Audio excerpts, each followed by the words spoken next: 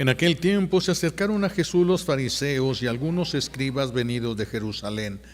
Viendo que algunos discípulos de Jesús comían con las manos impuras, es decir, sin habérselas lavado, los fariseos y los escribas le preguntaron: ¿por qué tus discípulos comen con manos impuras y no siguen la tradición de nuestros mayores?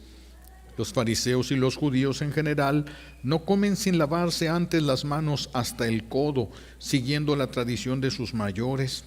Al volver del mercado no comen sin hacer primero las abluciones y observan muchas otras cosas por tradición, como purificar los vasos, las jarras y las ollas.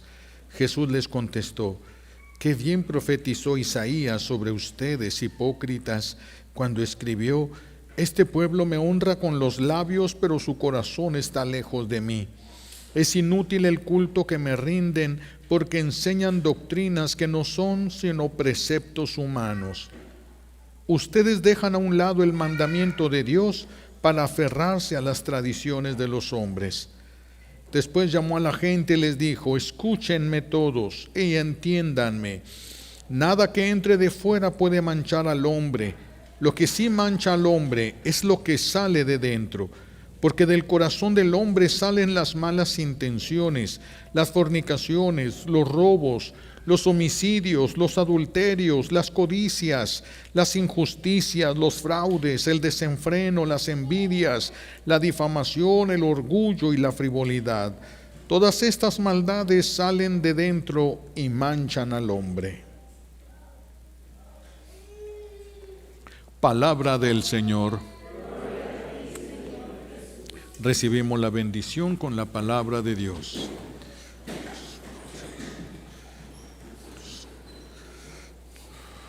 Siéntense, por favor. Gracias.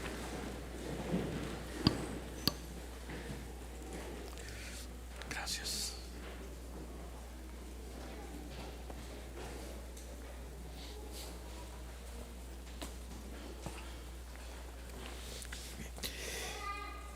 Un grupo de fariseos y escribas se acercan a Jesús y critican a los apóstoles porque no cumplen la tradición de los antiguos. Fíjense bien más en este detalle.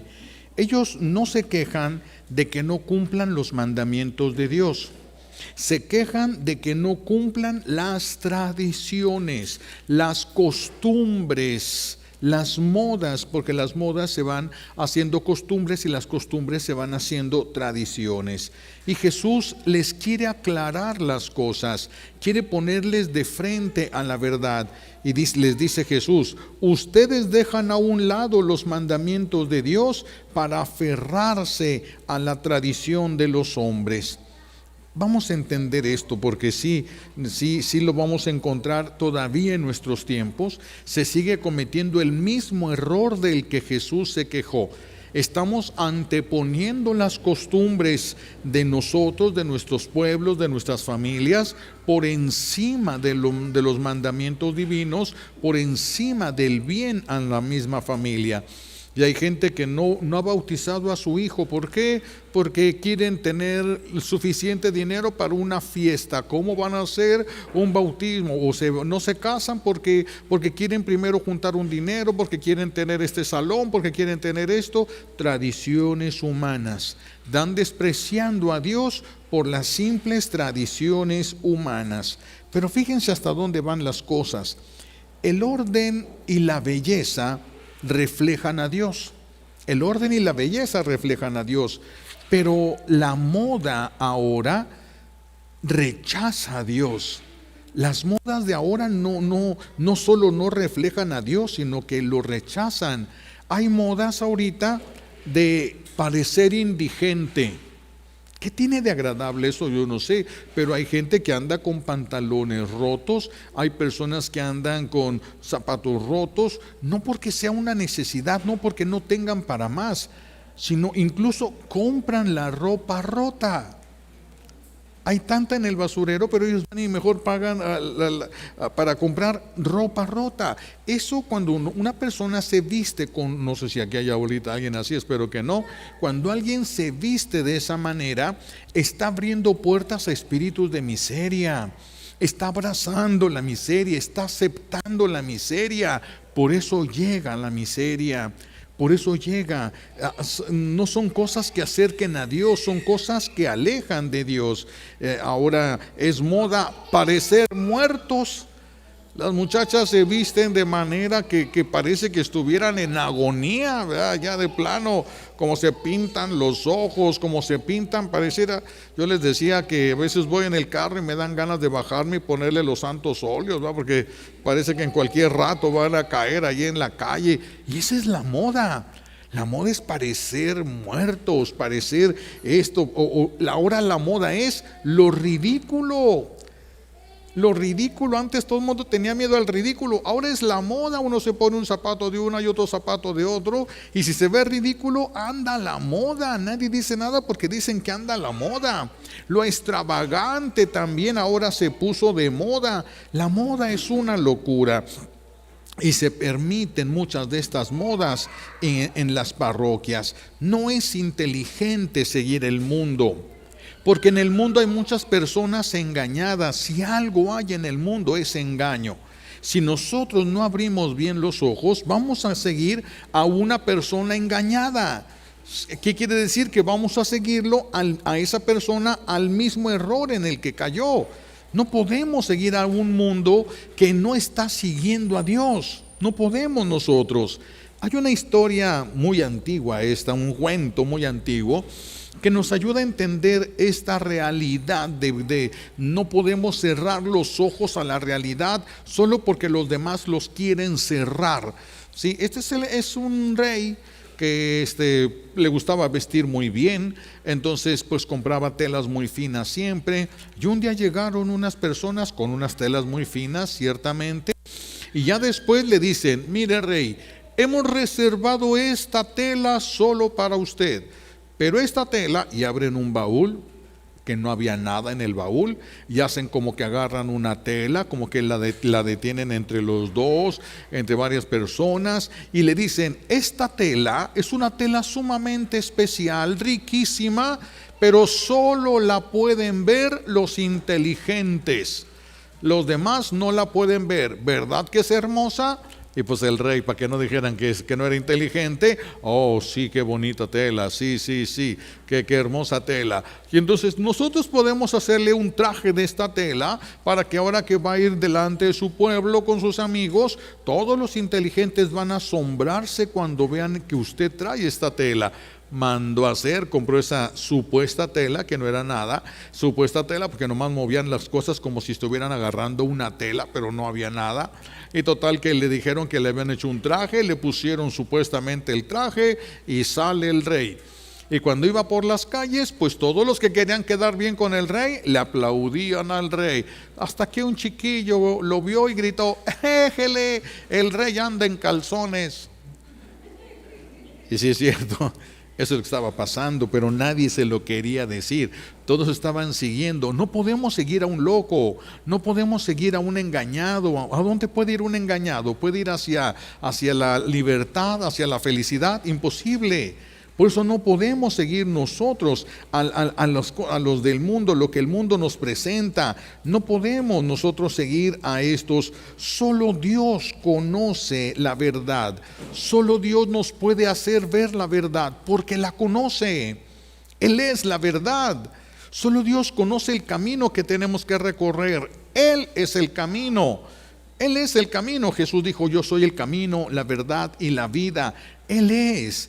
Él no el mundo, no las cosas del mundo, no las modas del mundo, ni las costumbres que tiene el mundo. Eso no nos va a llevar a nada, porque pueden ser costumbres de personas que cayeron en un engaño y simplemente están acostumbradas a eso.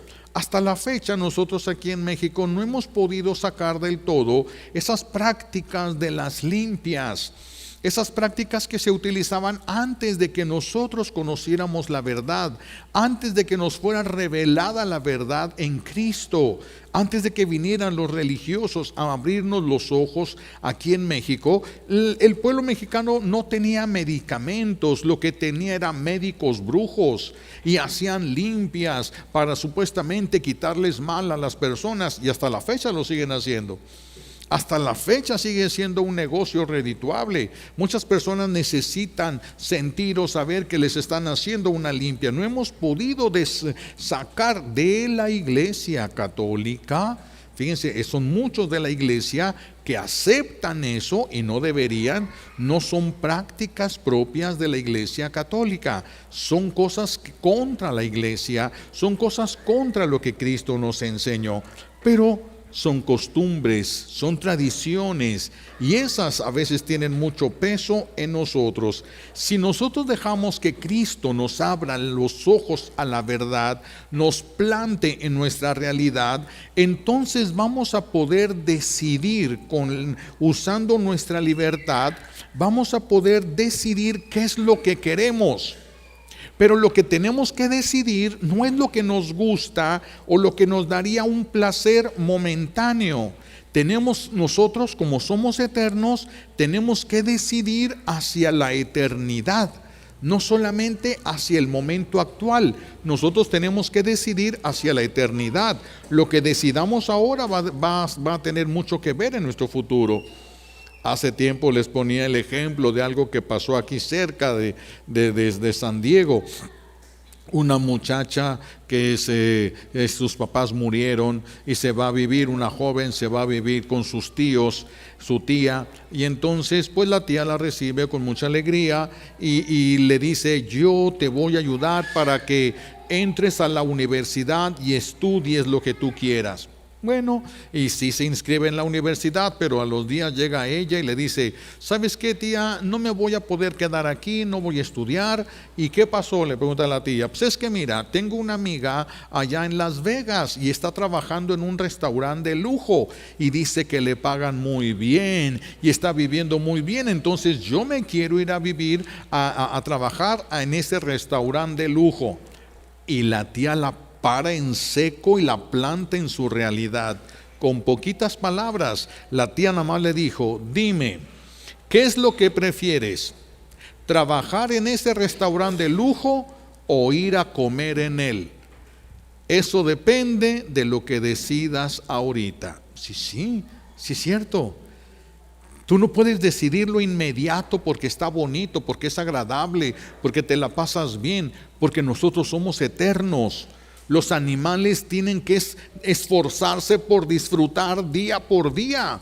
Nosotros día por día construimos la vida eterna, nos vamos acercando a la vida eterna. Por eso es diferente nuestra vida a la vida de los animales, totalmente diferente. Si Jesús nos planta en nuestra realidad, nos para en seco y nos planta en nuestra realidad, vamos a poder nosotros decidir. Pero ya que veamos la realidad, nosotros podríamos ya decidir con libertad qué es lo que queremos, no solamente para este momento, sino viendo hacia la vida eterna. Nosotros somos eternos. Por eso Jesús quiere plantar en la realidad a los fariseos y a los escribas. No está insultándolos cuando les dice hipócritas, sino que les está enseñando lo que son para darles una oportunidad a que cambien. Les está diciendo una verdad, no es con un sentido de ofensa que lo está diciendo. Y el Señor cita al profeta Isaías por ahí, por el capítulo 29. Este pueblo me honra con los labios, pero su corazón está lejos de mí. Y ese es el peligro. Jesús nos está alertando de que nosotros podamos cometer este error. Y este error se da cuando nosotros decimos que amamos a Dios y luego vivimos como enemigos de Él. Porque nosotros podemos decir que amamos a Dios, pero después vivir en pecado, y el pecado lo ofende. Cuando nosotros amamos a una persona, tratamos de agradarla, tratamos de no ofenderla. Cuando nosotros odiamos a una persona, no nos importa cómo se sienta, y si le podemos hacer el mal, se lo hacemos. Pero es porque le odiamos a la persona, no cuando la amamos. Entonces no podemos decirle a Dios que lo amamos y luego vivir como enemigos suyos, abrazando el pecado, que es lo que lo rechaza a Él. Entonces podemos nosotros caer en ese mismo error. Cuidado, ¿verdad? Esto se cumple. Me honra con sus labios, pero su corazón está lejos, cuando no lo honramos con sinceridad. Porque nosotros queremos aparentar ser buenos sin serlo, y queremos que no se note lo malo que sí somos. No hay honestidad, no hay coherencia de vida. No hay coherencia de vida, y entonces vivimos una doble vida con el Señor. Y a Dios no lo podemos engañar. Podrás engañar al que veo contigo, podrás engañarte tú solito, podrás engañar al mundo entero, pero a Dios nadie lo puede engañar. Nadie, dice el Señor. Dice, citando al profeta Isaías: este pueblo me honra con los labios, pero su corazón está lejos de mí. Es inútil el culto que me rinden. Esto sí es peligroso. Esto sí es peligroso. Es inútil el culto que me rinden. Me voy a detener aquí poquito porque es muy importante que me pueda expresar yo bien. Cuando nosotros, voy a poner el ejemplo de una lámpara para esto, pero miren. Nosotros, si hacemos un acto bueno estando en gracia de Dios, ese acto bueno tiene mérito de salvación eterna. Si hacemos un acto bueno y estamos en pecado, no sirve. Los actos buenos hechos en pecado no tienen ningún valor. Ningún valor. ¿Por qué? Porque el valor se los da Dios. No yo no le doy el valor a mis actos. Yo no le doy el valor a mis obras. ¿Quién le da valor a lo que yo hago? Mi unión con Dios. Es Dios el que le da valor. Si yo tengo a Dios, lo que yo haga tiene valor. Pero si yo me desconecto de Dios, ya no hay nada que le dé valor a mis actos. Por eso mis actos tienen valor en la medida que yo estoy, por eso decía de la lámpara, como enchufado. Si yo enchufo una lámpara en la luz, en la corriente eléctrica, el foco se prende. Jalo el cable y la desenchufo, la lámpara se apaga, ya no tiene luz. ¿La lámpara puede por sí misma prender el foco? No. Necesita estar conectada a la energía eléctrica. Pase la energía eléctrica para que pueda el foco dar luz. Si no lo conectas, no hay luz. Así son las obras. Si no estamos conectados en Dios, Él es el que le da los méritos, Él es el que le da valor a nuestras obras. Si nosotros nos desconectamos de Él, ya no tenemos manera de tener obras con mérito de salvación eterna. Ya no tenemos. Es muy peligroso. Vean qué peligroso es estar en pecado. Miren, si yo, sacerdote, que tengo ahorita 30 años de sacerdote, 30 años celebrando la Santa Misa por lo menos todos los domingos, si yo tengo todo este tiempo con todas las confesiones, todos los bautismos, todo lo que yo he hecho, el día que caigo en pecado, todo pierde valor, todo queda en cero. Todo lo que yo hice en toda mi vida no vale un 5, no vale ni la más mínima moneda. Queda en cero, queda oscuro, no tiene ningún valor. Pero me arrepiento, me reconcilio con Dios. Dios le vuelve a dar valor a todas las obras que yo tenía. Vuelvo a caer en pecado, vuelve a apagarse todo. Vuelve a apagar. Vean qué peligroso es el pecado. Imagínense que se muera una persona en pecado, se muere sin haber hecho ni una obra buena. Porque ninguna obra va a tener mérito de salvación eterna. El mérito lo da cuando Jesús está en nosotros. Él es el que le da ese mérito. Y si no tenemos a Jesús en nosotros, no hay nadie que le dé ese mérito a nuestras obras. Vean qué peligroso es morir así. Es como si no hubiéramos hecho nada por Dios en nuestra vida. Es como si no hubiéramos hecho nada. Por eso a mí me asombra cuando las mamás están tan tranquilas, aunque sus hijos no comulguen. ¿Cómo es posible ¿Cómo es posible que tus hijos estén en riesgo de condenación eterna si se mueren en pecado y los papás puedan estar tan tranquilos?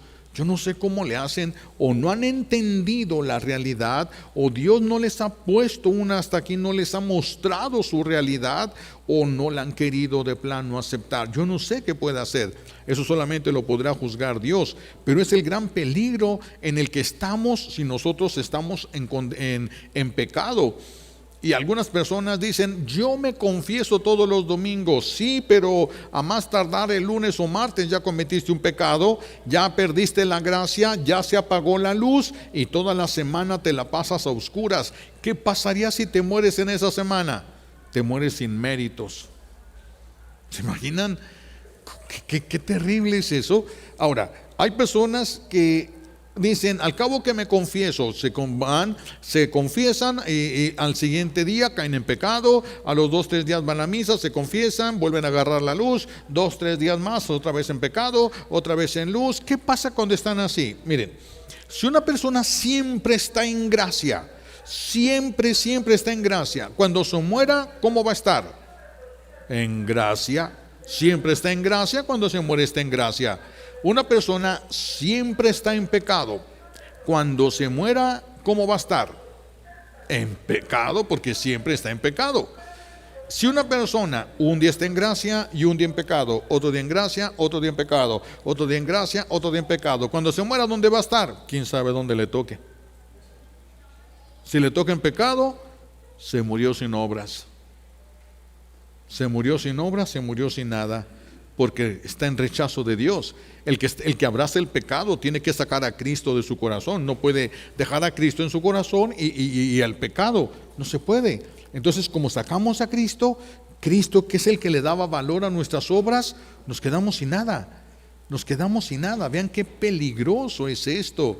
Qué peligroso. Las mamás lloran por muchas cosas, menos por las cosas que deberían de llorar. La pérdida de gracia de sus hijos es estar expuestos a condenación eterna el día que pases en pecado, la noche que pases en pecado, porque nadie tiene la vida comprada. Nos podemos morir cualquier día, y por la cara que traen ya mañana algunos van a estar...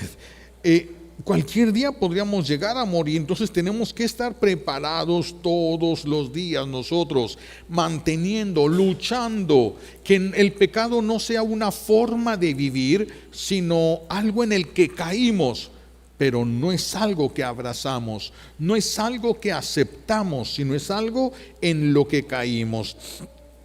Entonces, si no, va a cumplirse estas palabras de Jesús, que Jesús cita del profeta Isaías: es inútil el culto que me rinden. Fíjense, tan inútil que hay sacerdotes en el infierno.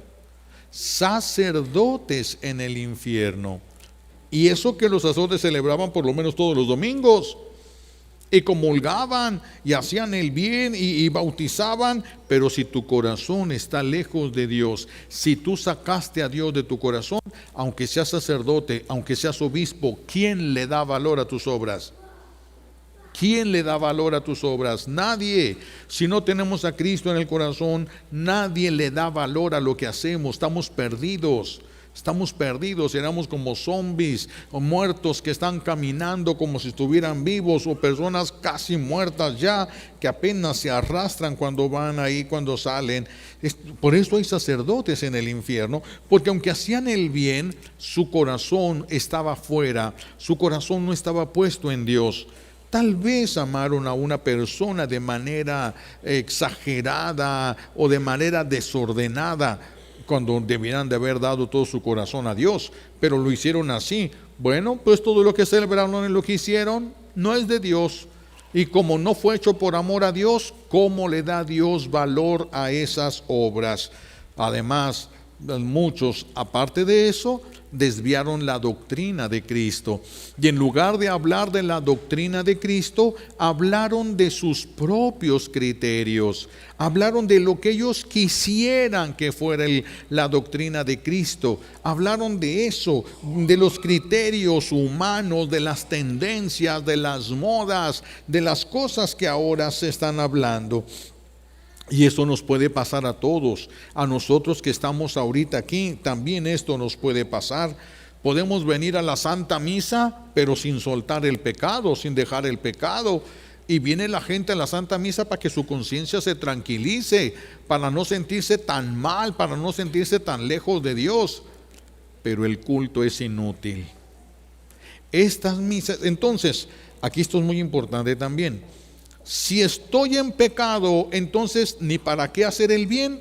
Si estoy en pecado, ni para qué rezar, porque nada tiene valor. Si estoy en pecado, entonces mejor no hacer nada. No. Porque si yo estoy en pecado, pero hago el bien. Hay una persona que necesita mi ayuda, tiene hambre y yo tengo la posibilidad de ayudarle a que coma. Pero estoy en pecado, entonces esa obra no va a tener ningún valor. Pero yo le doy para que la persona coma y la persona come. Cuando yo me reconcilie con Dios, esa obra tiene vida. Pero si no me reconcilio con Dios, no es de Dios, y lo que no es de Dios, Dios no lo toma. Dios no es como nosotros, Dios no tiene avaricia, quiero todo para mí. No. Lo que es suyo lo toma y tiene poder para proteger lo que le pertenece. Pero lo que no es suyo, no es suyo. Y ahí lo deja. No le pertenece y no lo toma. Todos los actos que están hechos desde el pecado no son suyos. Pero cuando la persona, si los hizo por amor a Dios, en el momento en el que se reconcilie con Dios, todo eso toma vida, todo eso adquiere valor. Todo eso adquiriría el valor que Dios mismo le quiera dar. Por eso, la salvación no está en venir a la Santa Misa nada más. Porque hay personas que piensan que pueden vivir pecando, pero con que vengan a la Santa Misa se van a salvar. No, la salvación no está en ir a la Santa Misa los domingos. Muchos vienen a la Santa Misa los domingos, algunos para servir, otros para dormir, pero vienen muchas personas a la Santa Misa. Por eso, porque vienen a la Santa Misa, ¿se van a salvar? No, lo que te salva es tu unión con Dios. Vienes a la Santa Misa porque necesitas comerte al que le va a dar vida a tus obras. Tienes que comerte al que resucitó y tiene poder para resucitarte. Es garantía. Si no lo botas de tu corazón, si no lo corres a través del pecado. Si lo corres a través del pecado, pues entonces vas a estar jugando un día sí, un día no, un día sí. Esperemos que el día que te mueras sea un día que estés en gracia, porque si te mueres un día en pecado, entonces las cosas no te van a ir muy bien. Dios no necesita que tú vengas a la Santa Misa. Tú necesitas recibirlo en comunión para tener la fuerza para vivir como Él quiere que tú vivas y así llegues al cielo, así ganes el reino de los cielos. Vemos aquí en el Evangelio que llegan los fariseos, ven que los apóstoles no se lavaron las manos antes de comer y le preguntan a Jesús: ¿por qué permites que tus discípulos no vivan conforme a la tradición de los antepasados? Ellos fingen proteger lo bueno, lo que santifica, pero las obras buenas, las costumbres buenas, las tradiciones buenas no santifican, menos las malas. Hay muchas tradiciones que en lugar hay unas tradiciones que solo nos hacen perder el tiempo, pero hay otras que nos hacen perder a Dios. Hay otras que nos hacen perder a Dios. Las tradiciones que se utilizan tanto para la Navidad, sobre todo en Año Nuevo. Las tradiciones de Año Nuevo, que las 12 uvas, atragantarse, que todas esas tradiciones no solamente te hacen perder el tiempo, te hacen perder a Dios. Te hacen perder a Dios. Y aquí los fariseos fingen proteger lo que salva, pero nada salva si no tiene a Dios. Nada te va a salvar si no tienes a Dios en tu corazón. Ellos decían que el cumplimiento de las costumbres de los ancestros los iban a llevar a la santidad, pero ya ahorita ya se dieron cuenta que no. Varios de ellos ya van a estar en el infierno en este momento. Se van a haber dado cuenta que no era así como ellos pensaban. Solo Dios puede juzgar justamente, porque estos llegan y emiten un juicio ¿por qué tus apóstoles hacen lo que es malo? Están emitiendo un juicio. Miren, solo Dios es justo, solo Dios juzga justamente, solamente Dios. Cuando nosotros emitimos un juicio, nosotros estamos con una mente nublada por el pecado. Solo aquellos que ya hayan alcanzado la santidad no tienen la mente nublada. El pecado nubla la razón, perturba la mente, perturba el corazón. El pecado puede hacer eso. Entonces, cuando nosotros emitimos un juicio, está empañado por nuestro amor propio, está empañado por la soberbia, está empañado por la ceguera.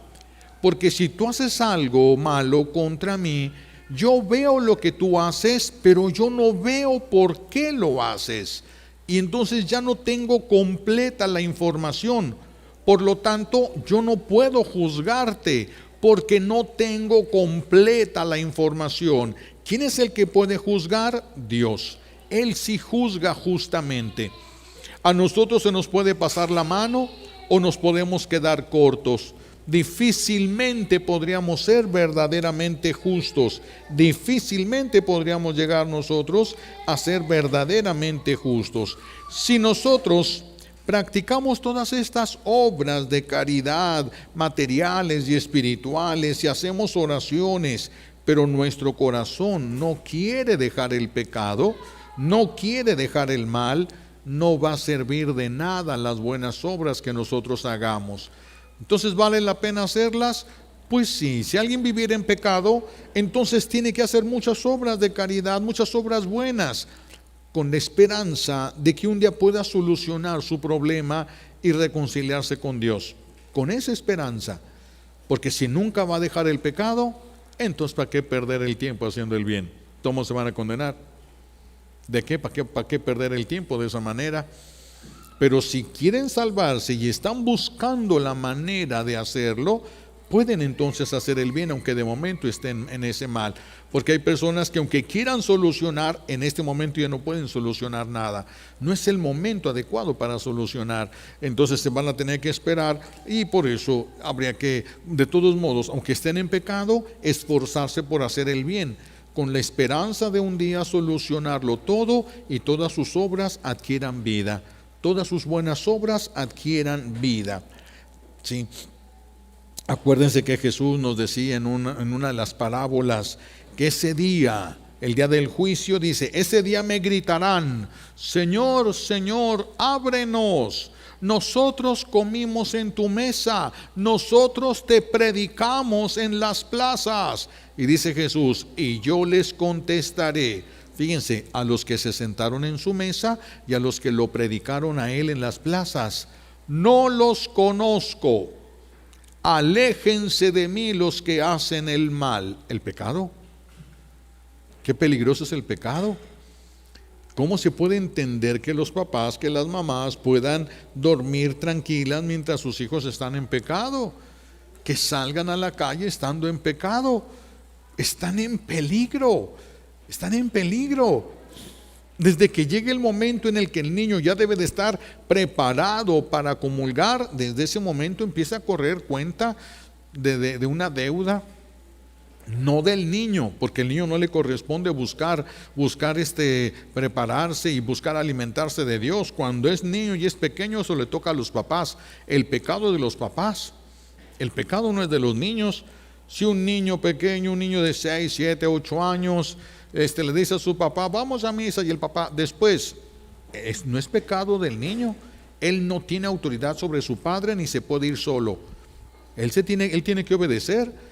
Todo el pecado, o sea, el papá se lleva 2 pecados: la misa que él faltó y la misa que su hijo faltó. Por culpa de él debe 2. Imagínense. Por eso que el Señor nos plante nuestra realidad. Es muy importante que lo haga el Señor, para que nosotros, abriendo los ojos a la verdad, podamos decidir por lo que nos conviene para la vida eterna. Podremos decidir lo que nos conviene para la vida eterna. Entonces, no debemos de juzgar nosotros, y además juzgar nos hace perder. Si yo los juzgo a ustedes por una cosa que hacen, yo veo que ustedes agarraron un reloj y se lo echaron a la bolsa. Estaba en una banca, ustedes agarraron ese reloj y se lo echaron a la bolsa. Y yo empiezo a decir, entonces, si se lo echó a la bolsa y no se lo puso en la mano, de seguro no es de él. Y si no es de él, se lo está robando. Y entonces me quedo con eso en la cabeza. Esta persona es una persona ratera, porque se está llevando algo que no le pertenece. Pero ese reloj era de su amigo y su amigo le dijo que si se lo traía. Yo no tenía la claridad, yo no sabía todo. Por eso es que nosotros no podemos emitir juicios. No debemos emitir juicios. Puedes caer en calumnia, puedes caer en muchos pecados, en mentiras, faltas de caridad, un chorro de pecados que tendrías que pagar. Mejor no juzgues. No te toca a ti juzgar. No te toca a ti juzgar. Hay que buscar la manera de que nuestro corazón siempre esté limpio.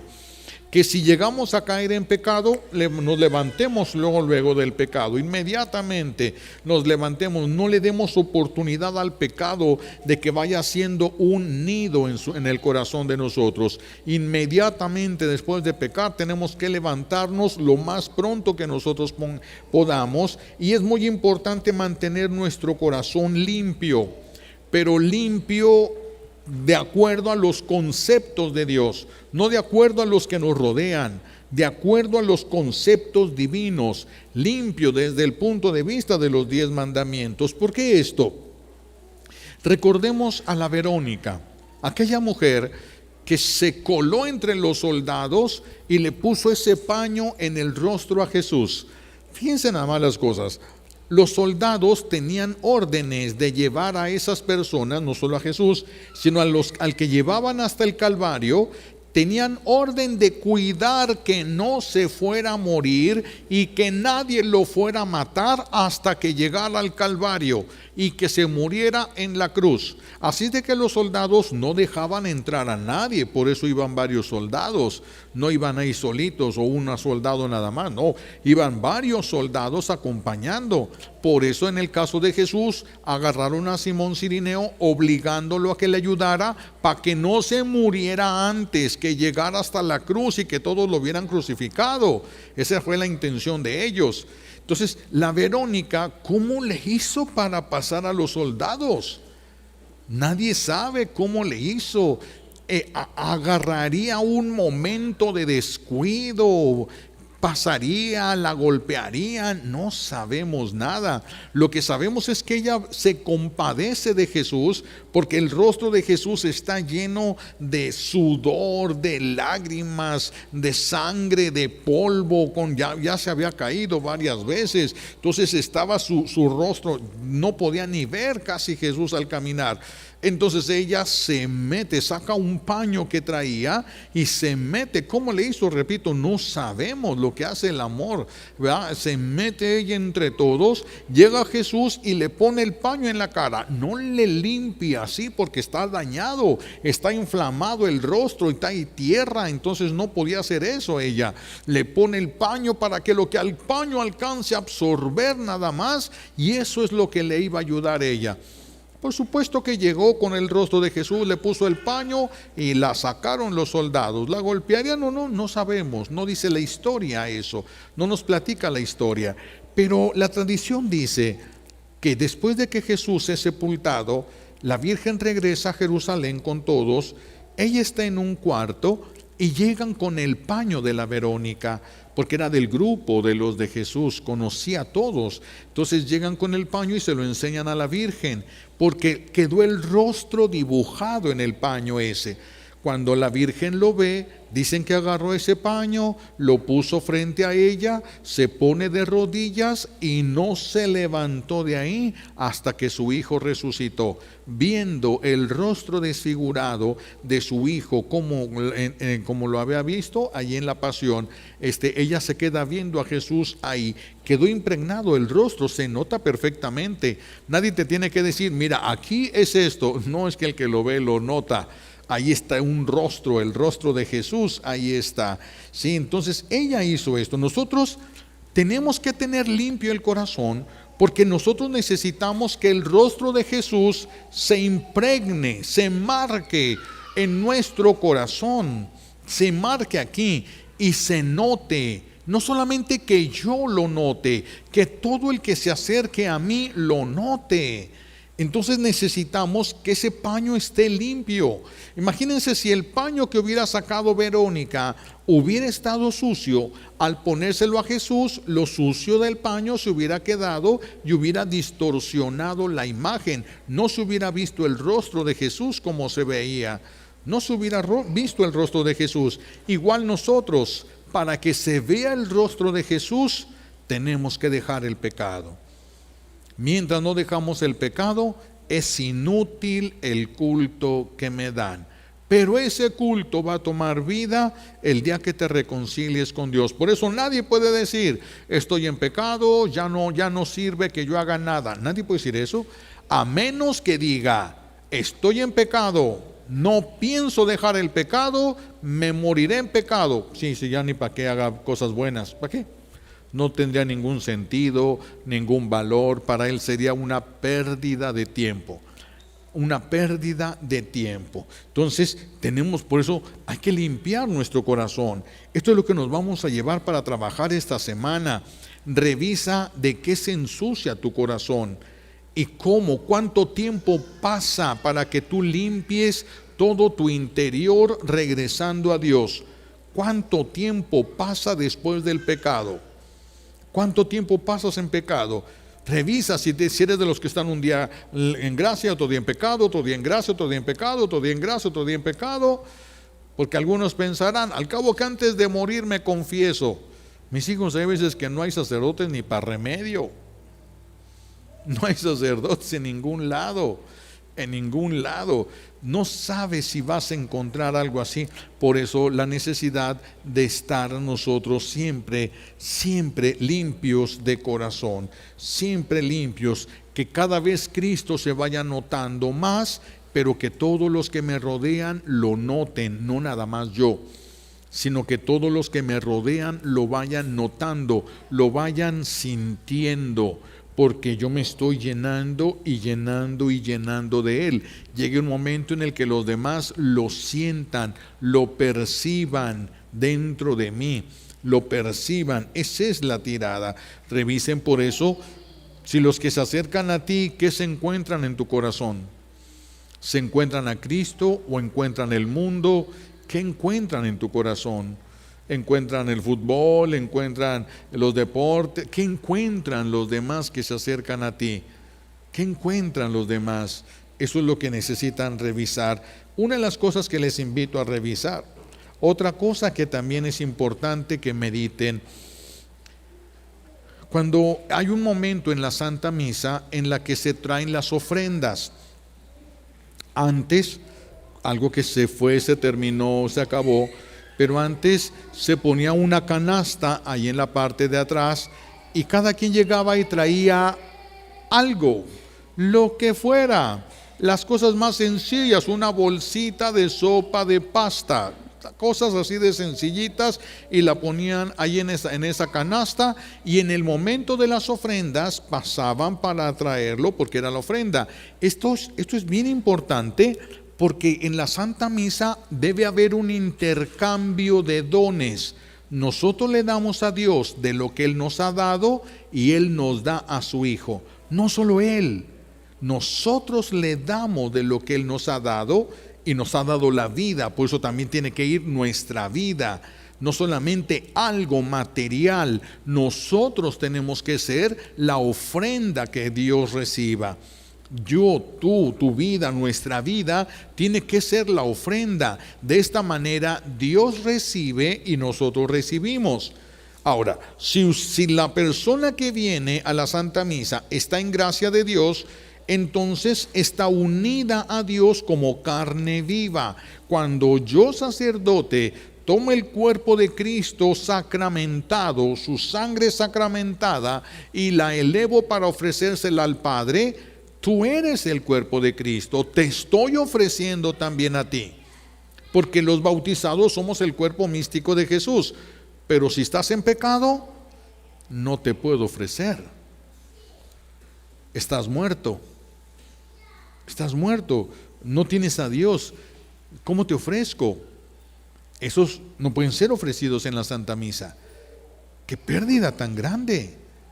¡Qué pérdida tan grande! No pueden ser ofrecidos a Dios Padre. Pueden estar con la esperanza de un día dejar el pecado, pues por lo menos para que un día todo esto adquiera valor. Sí, sí se puede estar así, pero no se ofrecen en ese momento. No los puedo ofrecer. Ustedes deben de venir preparados para hacer la ofrenda a Dios. La ofrenda en que va a estar en las manos del sacerdote, y el sacerdote la va a elevar a Dios Padre. No se eleva a Cristo, se eleva y se ofrece a Dios Padre. Por Cristo, con Él y en Él, a ti Dios Padre. Por Cristo, con Él y en Él. ¿A quién ofrecemos? A Cristo. Por Cristo, con Él y en Él, a ti Dios Padre. Entonces todo está enfocado hacia allá. ¿Quiénes son ofrecidos ahí? Los que están en gracia. Los que están en pecado, ¿cómo los ofrezco? ¿Cómo los ofrezco? Si yo estoy en pecado, yo ofrezco, pero no voy ahí, porque estoy en pecado. Si yo estoy en pecado, claro, no se debería, ni un sacerdote debería de celebrar en pecado, pero si yo estuviera en pecado, yo no podría ofrecerme a mí mismo. Yo podría ofrecer a todos ustedes, pero yo me quedaría aquí. Yo no quedaría ofrecido. ¿Por qué? Porque no tengo vida, no tengo a Cristo, no tengo nada.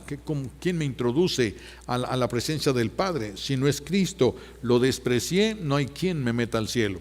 Si yo desprecié a Cristo, no hay quien me meta al cielo. No hay quien me meta al cielo. Por eso cuántas otras veces lo hemos dicho. Si alguien no va a dejar el pecado, nunca.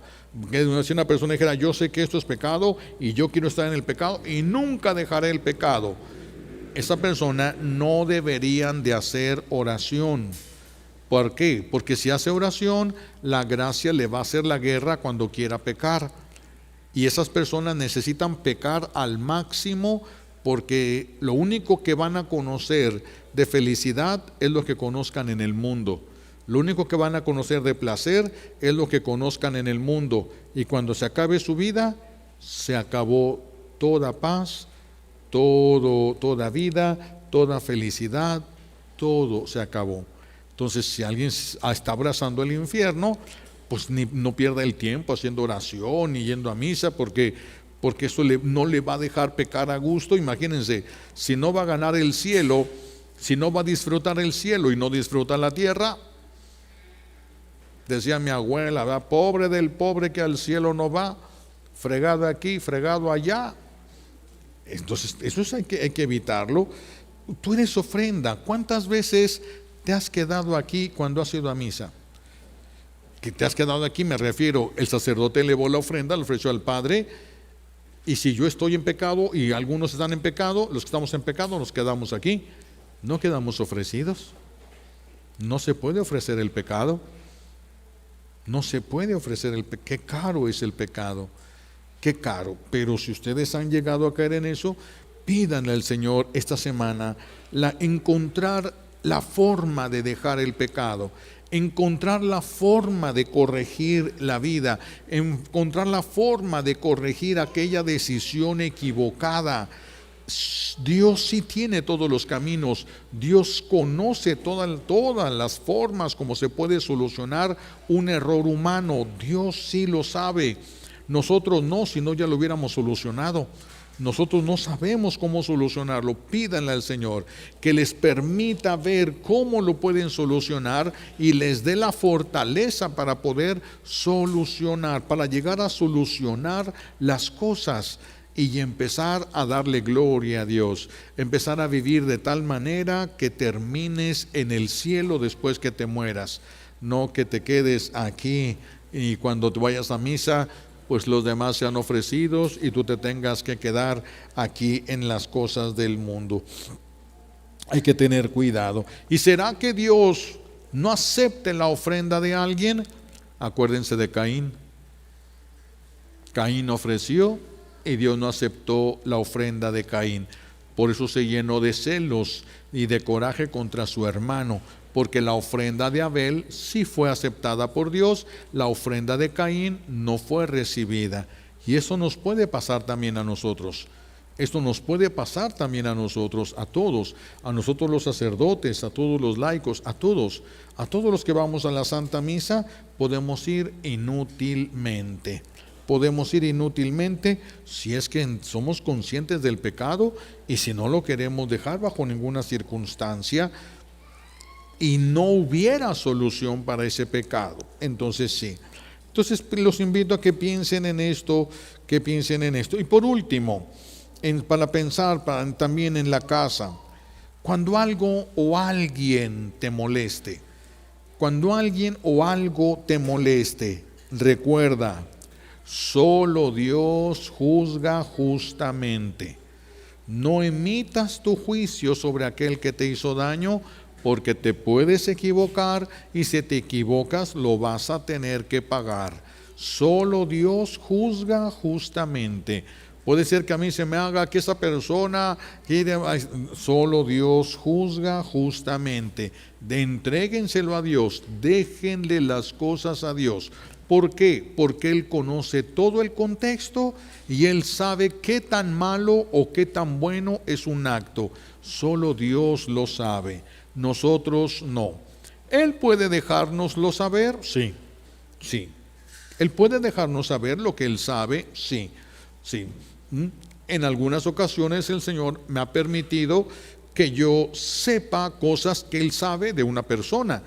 Y entonces viene esa persona ya sea a confesarse o a platicar conmigo y yo sé cuál es el problema, yo sé cuál es la raíz del problema y yo sé cuál es la solución del problema. Pero no me lo ha platicado. Pero yo ¿cómo podía sacar? No sé. Es como si alguien me lo hubiera platicado. Es como si yo lo hubiera sabido desde antes. Esto porque el Señor utiliza quien Él quiera. No, esto yo no lo tengo para siempre, no. Dios me ha utilizado de esa manera y entonces me doy cuenta de la realidad de esa persona. Pero hay quienes lo tienen como vida propia. El Padre Pío, el que se confesaba, el Padre Pío conocía todos los pecados del que se confesaba. El santo cura de Ars conocía todos los pecados de la persona que se iba a confesar con él, de todos los que se confesaban con él, de todos. A algunos de nosotros el Señor a veces nos permite saber por la urgencia que tiene esa persona de la ayuda, aunque no seamos santos, nos permite tener eso que sí le da a los santos. Y entonces nosotros podemos llegar, puede ser que Dios nos utilice, que si llegáramos a santos podríamos tenerlo como algo cotidiano, algo propio, como el comer, como el respirar, algo que va a estar pasando todos los días. Maravillas, milagros que estarían pasando ante nuestros ojos todos los días. Pero si no tenemos esa gracia ni momentánea ni estable, pues entonces no juzguemos, porque si nos equivocamos vamos a tener que pagar. No es nada fácil todo esto, pero pues tenemos que empezar a trabajarlo. Tenemos que empezar a buscar que nuestro corazón esté limpio. Tenemos que empezar a trabajar para que pueda reflejarse cada vez más en plenitud el Señor en nosotros, ser ofrenda agradable a Él todos los días o cada vez que se celebre la Santa Misa, poder ser ofrecidos por el sacerdote que celebra la Santa Misa. Pues le pedimos todas las gracias que se necesitan. Le pedimos a Dios Padre como un regalo de esta Santa Misa, por los méritos de Jesucristo en la cruz y por la poderosa intercesión de la Santísima Virgen María al pie de la cruz. Alabado sea Jesucristo.